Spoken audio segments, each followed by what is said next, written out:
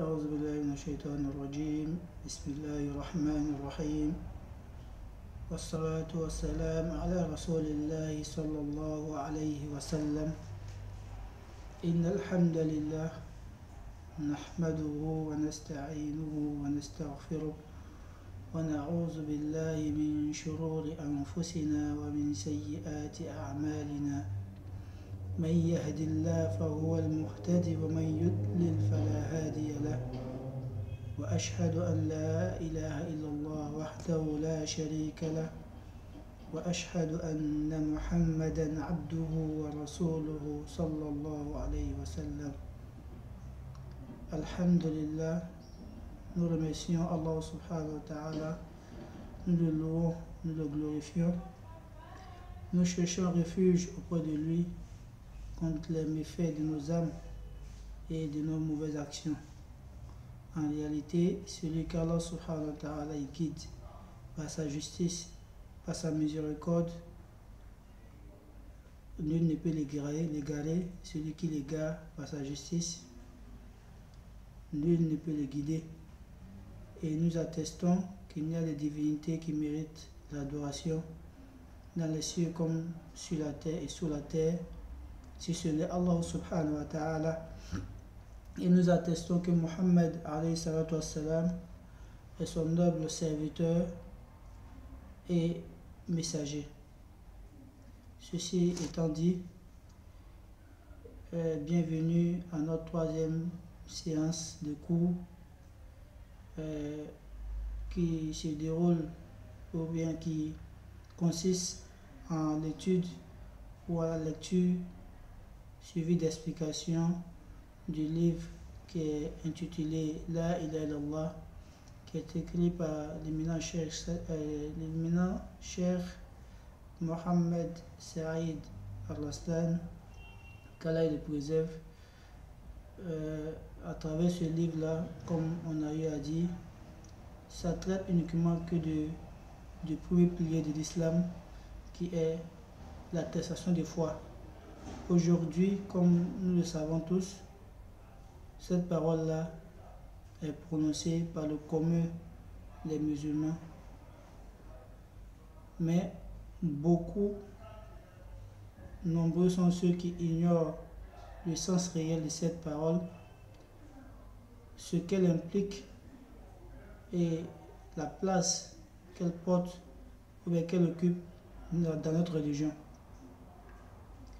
Donc, vu l'importance de cette parole, nous avons jugé bon de rappeler aux frères ainsi qu'aux sœurs l'importance de l'étudier, de la mettre en application dans notre vie et de transmettre les enseignements qui découlent de cette parole-là. Donc à cet effet, nous allons poursuivre avec ce qu'on avait déjà commencé.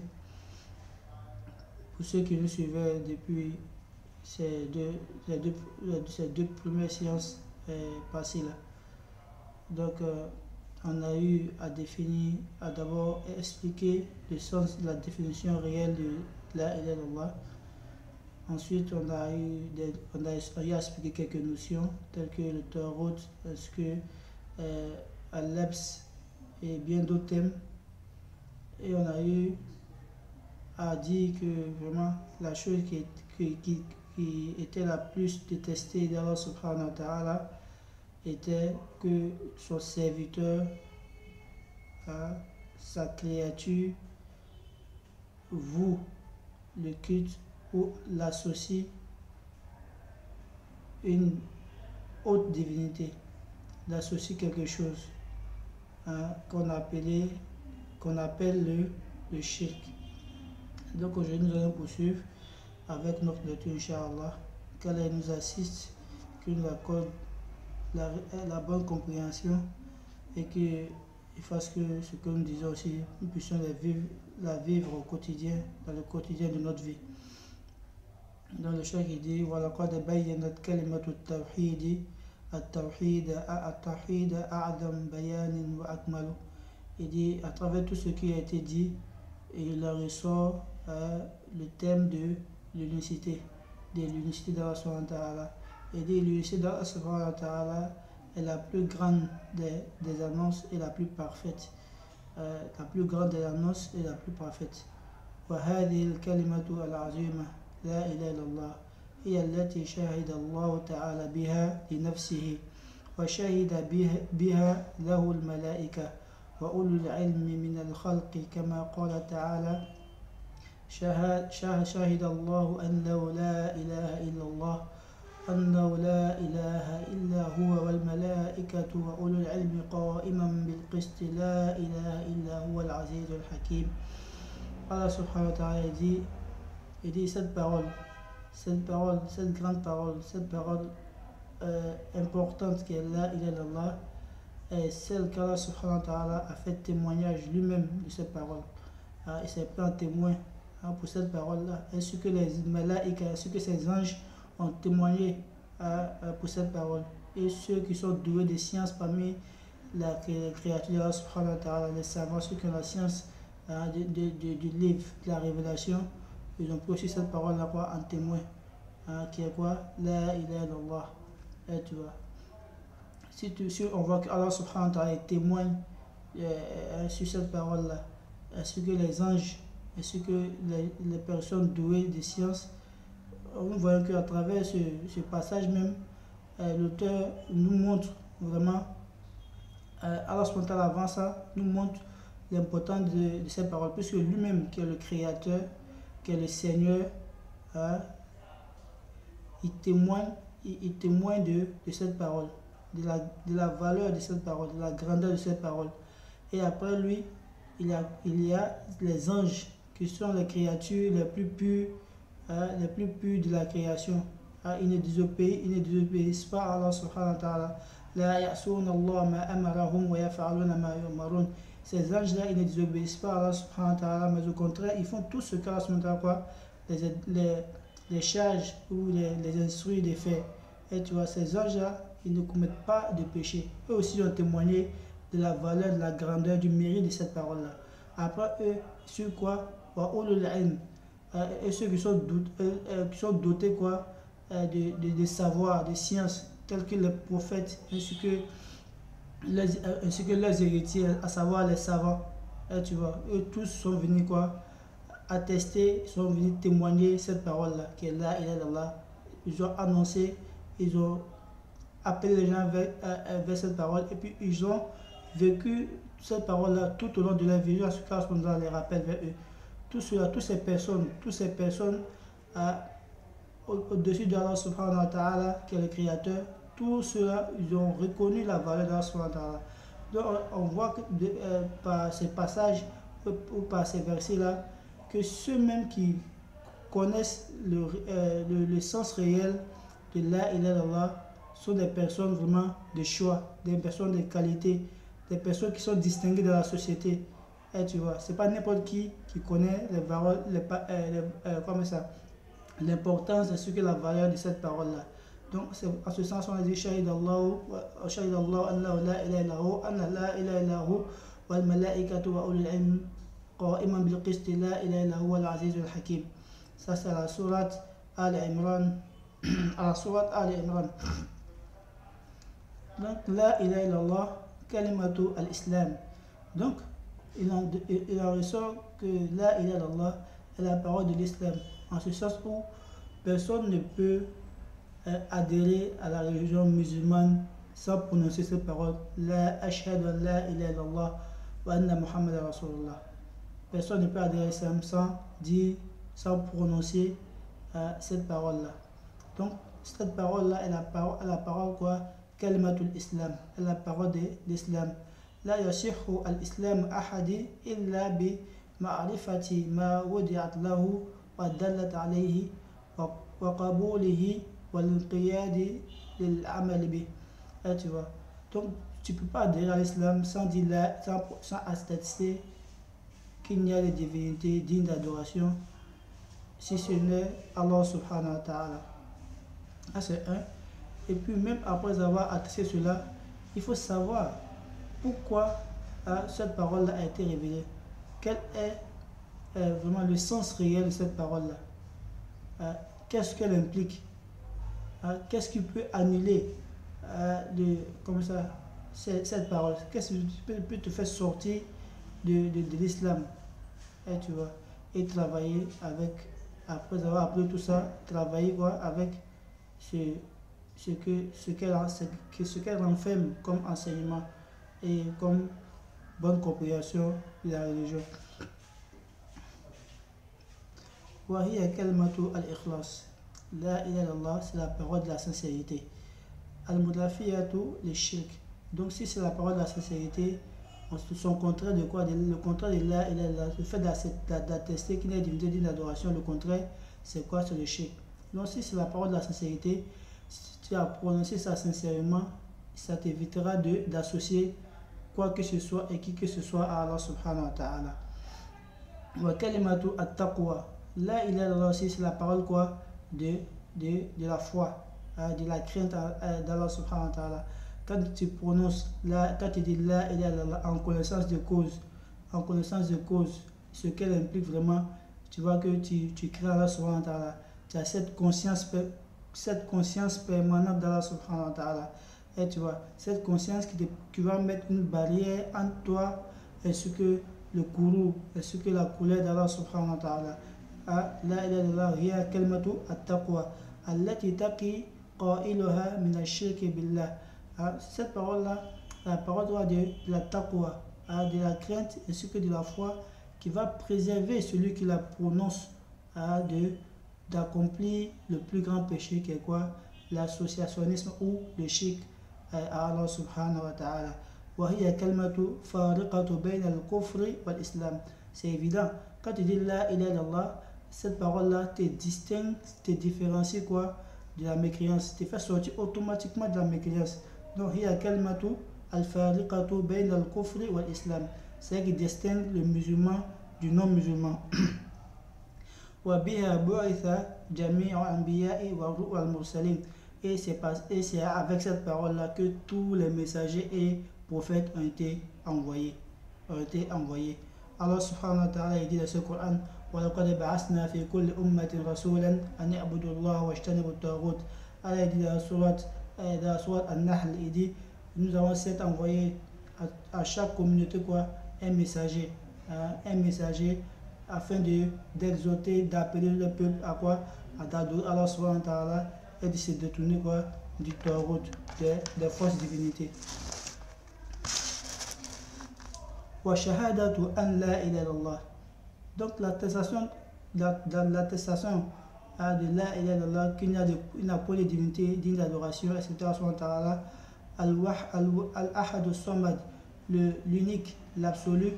Alladhi lam yalid wa lam yulad, celui qui n'a pas engendré, qui n'a pas été engendré. Wa lam yakun lahu kufuwan ahad, et il n'y a point d'égal à lui. Hadha huwa at-tawhid. Le fait de dire cela, le fait de reconnaître qu'Allah est unique, il est unique, il est unique dans l'absolu, il n'a pas été engendré, il n'a pas non plus engendré, et nul n'est comme lui, nul n'est semblable à lui, nul n'est égal à lui. Il dit ça, c'est quoi? C'est le tawhid. Ça, c'est le tawhid. Al-tawhid allazi nafa al-shirk. Ça, c'est le tawhid qui a quoi? Qui a détruit ou bien qui a annulé, ou bien qui a enlevé le shirk al-azam, la plus grande injustice, le plus grand shirk, le fait d'adorer autre chose avec Allah subhanahu wa ta'ala. Donc quand tu dis la ilaha illallah, tu dois reconnaître qu'Allah il est unique. Il n'est pas deux, il n'est pas trois, il n'est pas quatre, il n'est pas, voilà, il n'est pas plusieurs. Allah il est unique. Al-Samad, il est l'absolu, il est capable de tout. Rien ne peut l'empêcher de faire quelque chose. Innama amruhu idha arada shay'an an yaqula lahu kun fayakun. Son ordre là, lorsqu'il veut quelque chose, il a un principe, une formule, c'est quoi? Soit, et cette chose est automatiquement. Allah, si tu dis là, il est là, tu vois qu'Allah, il n'a pas engendré, il n'a pas d'enfant. À la différence d'autres religions qui prétendent que Dieu il a un fils. d'autres croyances qui disent quoi? Non, plutôt que quoi? Les anges sont les filles d'Allah subhanahu wa ta'ala. Ainsi de suite. Il y a plein d'autres également comme ça à ce sujet. Quand il est là, tu sais qu'Allah, il n'a pas mis au monde. Lui aussi, il n'a pas été mis au monde. Il est le awwal wal akhir. Il est le début, puis il est la fin. Il est l'alpha et puis il est l'oméga.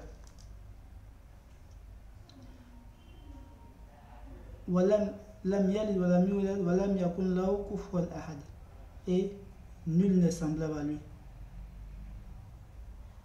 Il n'a pas de ressemblant. Allah subhanahu wa ta'ala, il n'a pas quelqu'un qui le ressemble. Il est l'unique, il est l'absolu dans sa seigneurie. Il est unique et il est l'absolu dans ses noms et attributs.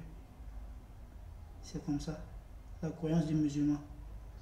Donc, faisons beaucoup attention. Il y a des paroles qui circulent souvent, quand on parle d'Allah subhanahu wa ta'ala, tu vois les musulmans qui disent nous, on est les fils de Dieu. Les fils de Dieu comment? On est les serviteurs de Dieu. Parce que tu dis il n'a pas engendré. Tes fils de Dieu, pourquoi? Et aussi, il y a des paroles qu'on dit souvent, c'est-à-dire qu'on imagine, quand on dit Dieu, il voit, on essaie de voir, il voit donc les yeux comme nous, quoi. Non, il voit comme ça le ciel lui-même. Et tu vois, il ne faut pas essayer de comparer la vision de la Sonde avec notre vision. Ça n'a rien à voir. Il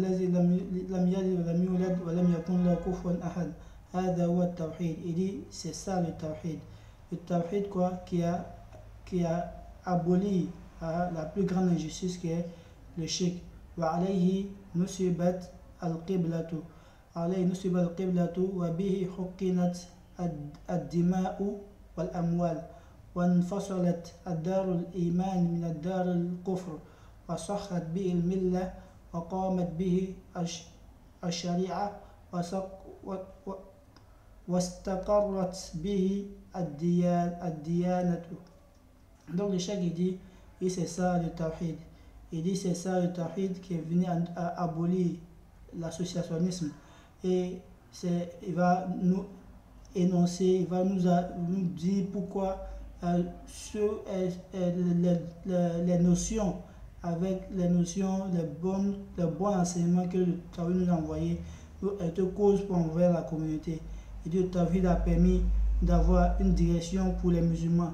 Tous les musulmans du monde ont une seule qibla, qui est la Mecque. Et c'est cette parole-là qui a rendu le sang licite. C'est-à-dire, avec cette parole-là, celui qui ne la prononçait pas, le prophète avait dit, il était envoyé, j'ai été envoyé pour que les gens attestent qu'il n'y a de divinité digne d'adoration, etc. Subhanahu wa ta'ala. S'ils ont accepté, ils auront préservé quoi? Leur sang ainsi que quoi? Les biens. Illa bihaq l'islam, accepter le droit de l'islam. Comme toutes les puissances, toutes les religions, à un moment donné, ils ont fait des conquêtes. Les Templiers, ils ont fait des conquêtes pour l'église catholique, et ainsi de suite. Donc l'islam aussi, dans sa même logique, puisque c'était la même période, même époque, donc il y avait des guerres saintes qui étaient menées afin de pouvoir appeler les gens à l'islam. Mais avant de faire la guerre sainte, on te proposait l'islam. Si tu n'acceptes pas, on te dit bon, vous payez la jizya. Si tu n'acceptes pas, là maintenant, on te déclare la guerre. Et c'était comme ça partout, dans toutes les époques. Et tu vois, il dit c'est à cause de cette parole-là que le sang a été rendu illicite. Parce qu'il est interdit même à la base de verser un sang, le sang de ton prochain. Même s'il n'est pas de même religion que toi. Même s'il n'est pas de même religion que toi, de verser son sang injustement comme ça, cela n'est pas permis. Voilà, sous aucune religion, cela n'est pas permis. Et tu vois. Mais il est du ressort, il était du devoir des messagers d'appeler vers Allah subhanahu wa ta'ala, et il y avait des conditions pour pouvoir faire ces différentes expéditions ou bien ces différentes batailles là. Aussi, il dit cette parole-là aussi a rendu les biens licites. Mais si tu n'as pas accepté que la guerre a été déclarée, que vous avez combattu, si vous avez perdu, du coup, vos biens deviennent quoi? Des butins, puis vous donnez des prisonniers pour les vainqueurs. Donc c'est tout à fait normal.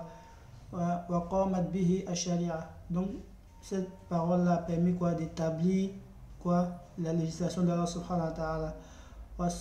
واستقرت به الديان, il dit les religieux, واستقرت به الديان. Donc cette parole, on voit que cette parole là a permis beaucoup de bonnes choses. Elle a permis d'établir la charia d'Allah sur la terre. Donc on voit que c'est pas une mince parole, c'est pas une parole qui est légère. Au contraire, c'est une parole qui est lourde, qui est pleine d'enseignements et de bons comportements et de bonnes qui a un bon retombé sur vraiment celui qui la prononce et qui la met en pratique comme il se doit.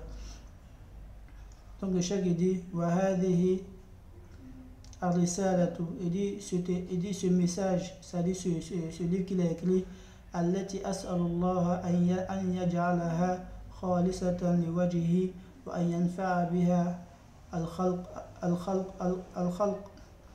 وأن ينفع بها الخلق في بيان شيء من تلك المعاني ففيها من تلك المعاني وبيان معناها لا إله إلا الله وبيان شروطها ونواقضها وطرف من فضائلها وإعرابها. Donc le cheikh il fait le droit pour il demande à subhanahu wa ta'ala d'accepter de lui sur son écrit, et que cela soit profitable pour l'ensemble de la création, de lui avoir facilité, de lui avoir permis, inspiré d'écrire quelques passages sur l'importance de la ilaha illallah, et d'expliquer ses conditions, ses annulatifs, et de donner quelques importances de la ilaha illallah, puisque on ne peut pas dénombrer vraiment l'importance de cette parole qui est vraiment grandiose, et d'essayer de faire quelques analyses autour de cette parole, et de As'alullah ta'ala bi asma'il husna وصفاته المثلى أن يرزقنا الإخلاص في القصد والنية وإحسان في القول والعمل وأن يتقبل منا بجوده وكرمه وهو على كل شيء قدير. Il demande souvent d'accepter cela de lui, et de بأسماء الحسنى وصفات المثلى أن يرزقنا الإخلاص, et qu'il nous accorde la sincérité dans le but recherché et dans nos intentions. Et il demande subhanahu wa ta'ala de al-ihsan fil qawl wa amal, de lui accorder la bonté, le bien dans sa parole ainsi que dans ses actions. Et il dit et qu'Allah accepte tous les efforts qu'il a consentis dans cette rédaction. Et puis il fait wa sallallahu ala nabiyyina Muhammad wa ala nabiyyina Muhammad wa ala abawayhi Ibrahim wa Ismaïl wa ala sa'ir al-nabiyyin وسائر الأنبياء والمرسلين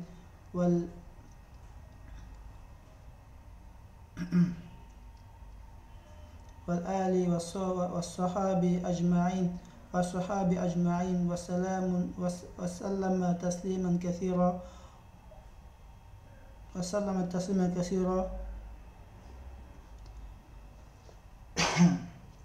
Donc le cheikh dit, il termine son introduction par des prières ainsi que des bénédictions sur le prophète Mohammed alayhi salatu wassalam, sur ses pères Ibrahim et Ismaïl et sur l'ensemble des messagers et des prophètes. Et il prie sur la famille du prophète sallam, ses compagnons et vraiment